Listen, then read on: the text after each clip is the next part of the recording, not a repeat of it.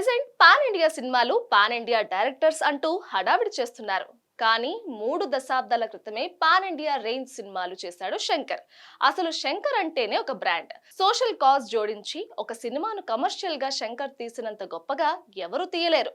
Gentlemen నుంచి భారతీయుడు 2 వరకు సమాజంలో మార్పు కోసమే శంకర్ సినిమాలు చేసినట్లుగా ఉంటుంది. ముఖ్యంగా శంకర్ సినిమాల్లో ఎమోషన్ పీక్స్ లో ఉంటుంది.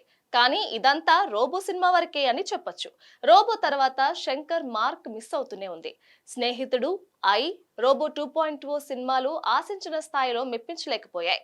ఇప్పుడు లేటెస్ట్ గా 28 ఏళ్ల తర్వాత చేసిన భారతీయుడు సీక్వెల్ కూడా డివైడ్ టాక్ సొంతం చేసుకుంది. ఈ సినిమా విజువల్స్ పరంగా వావ్ అనేలా ఉంది. ఇందులో పాటలు చూడడానికి చాలా గ్రాండియర్ గా ఉన్నప్పటికీ అనిరుద్ ట్యూన్స్ పెద్దగా ఎక్కేలా లేవు. బ్యాక్గ్రౌండ్ స్కోర్ కూడా సోసోగానే ఉందంటున్నారు. అలాగే కథ, ఎమోషన్ విషయంలో శంకర్ మార్క్ మిస్ అయిందనే టాక్ వినిపిస్తోంది. చెప్పాలంటే అసలు సిసలైన శంకర్ ను రోబో సినిమా వరకే చూసాం. ఆ తర్వాత చూస్తున్న శంకర్ మాత్రం వేరే అని అనిపించక మారదు. 3 దశాబ్దాల కాలంలో శంకర్ చేసిన సినిమాలు పట్టుమని 12 ఉంటాయి.